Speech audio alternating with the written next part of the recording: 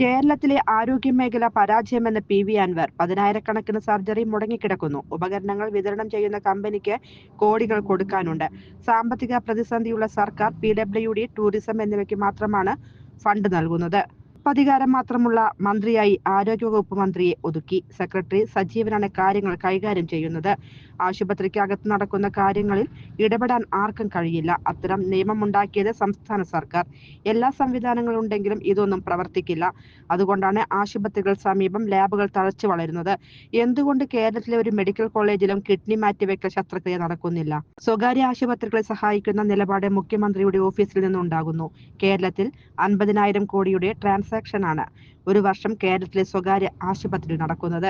സർക്കാർ ചികിത്സകൾക്ക് നിരക്ക് നിശ്ചയിച്ചെങ്കിലും പരിശോധന നടത്തുന്നില്ല. സ്വകാര്യ ആശുപത്രികൾ തഴച്ചു വളരണം എന്ന നിലപാടാണ്. സിസ്റ്റത്തിന്റെ പ്രശ്നമാണ് എന്നാണ് മന്ത്രി പറഞ്ഞത്. മന്ത്രി ഉദ്ദേശിച്ച സിസ്റ്റം മുഖ്യമന്ത്രിയുടെ ഓഫീസിൽ നിന്നുള്ള ഇടപെടലാണ്. മന്ത്രിക്ക് അങ്ങനെ പറയാനാവൂ. ഡോക്ടർ ഹാരിസ് സത്യസന്ധനാണ്. അദ്ദേഹം പറയുന്നത് സത്യം ആണ് എന്നല്ലേ? സർക്കാരിൽ നിന്ന് പഠിപ്പിച്ചിറങ്ങുന്ന ഡോക്ടർമാർക്ക് 10 വർഷമെങ്കിലും സർക്കാർ മേഖലയിൽ ജോലി ചെയ്യിക്കണം.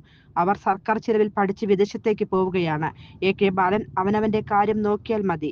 പിണറായിസം താങ്ങി നടന്നിട്ട് കാര്യമില്ല. ഇപ്പോൾ പഞ്ചായത്തിലെങ്കിലും വിലയുണ്ട്, അതും കളയരുത്. എന്നെ പറഞ്ഞ് പിണറായിയിൽ നിന്ന് എന്തെങ്കിലും കിട്ടുമോ എന്ന് നോക്കാനുള്ള ശ്രമമാണ് AK ബാലൻ നടത്തുന്നതെന്നും അൻവർ വ്യക്തമാക്കി. പുതിയ പോലീസ് മേധാവി വന്നതിൽ സന്തോഷം.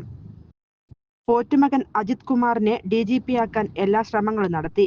അജിത് കുമാറിനെ ഒഴിവാക്കിയത് ഞാൻ നടത്തിയ പോരാട്ടത്തിന്റെ വിജയം. താൻ നടത്തിയ പോരാട്ടത്തിൽ ചാരിതാർത്ഥ്യമുണ്ട്. വെള്ളിയാഴ്ച തൃണമൂൽ യോഗമുണ്ട്. തദ്ദേശ തെരഞ്ഞെടുപ്പിൽ മത്സരിക്കാനാണ് ആലോചന. പ്രാദേശികമായി ആരുമായും സഹകരിക്കാനുള്ള സ്വാതന്ത്ര്യം പഞ്ചായത്ത് കമ്മിറ്റികൾക്ക് നൽകും. ആരുടെ വാതിലിൽ മുട്ടാനില്ല. ചക്ക ഇട്ടപ്പോൾ എല്ലായ്പ്പോഴും മുയൽ ചാവണം എന്നില്ല. News desk anytime news. പ്രായം എത്രയായാലും ഒന്ന് നടക്കാൻ ആഗ്രഹിക്കാത്തവർ ലോകത്തെവിടെയും ഉണ്ടാവില്ല. ലോകമെമ്പാടുമുള്ള ജനങ്ങളെ ഏതാണ്ട് ഒരേ രീതിയിൽ അലട്ടുന്ന പ്രശ്നമാണ് മുട്ടുതേയ്മാനം.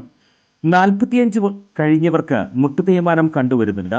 മുട്ടുതേയ്മാനം സംഭവിച്ചവർ മുട്ടുമടക്കാൻ പോലും കഴിയാതെ വീടിനുള്ളിൽ ഒതുങ്ങിക്കൂടേണ്ടി വരുന്ന അവസ്ഥയാകും. അത്തരം രോഗികളുടെ ജീവിതം തന്നെ മാറുന്ന വിധത്തിൽ നൂതന സാങ്കേതിക വിദ്യ ഉപയോഗിച്ചുള്ള ശസ്ത്രക്രിയ പ്രചാരം നേടിക്കഴിഞ്ഞു. കൃത്രിമ മുട്ട് മാറ്റിവെക്കുന്നതിനായി സാങ്കേതിക വിദ്യ സ്വന്തം പരീക്ഷണാടിസ്ഥാനത്തിൽ കണ്ടെത്തുകയും അതിൽ വിജയം കാണുകയും ചെയ്ത വ്യക്തിയാണ് ഡോക്ടർ പ്രേംകുമാർ.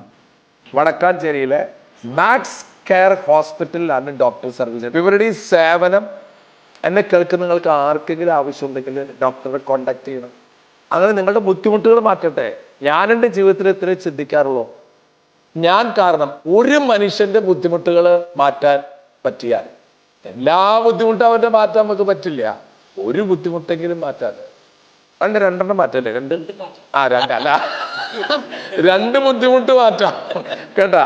കാലിന്റെ മുട്ടിന്റെ ബുദ്ധിമുട്ട് അത് നമ്മൾ മാറ്റി തരും.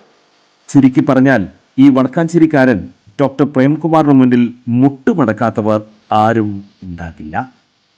കൂടുതൽ വാർത്തകൾക്ക് ഞങ്ങളുടെ ചാനൽ സബ്സ്ക്രൈബ് ചെയ്യുക. ഫേസ്ബുക്ക് ഫോളോ അപ്പ് ചെയ്യുക. വാർത്തകൾ വേഗത്തിലറിയാൻ എനിടൈം ന്യൂസ്.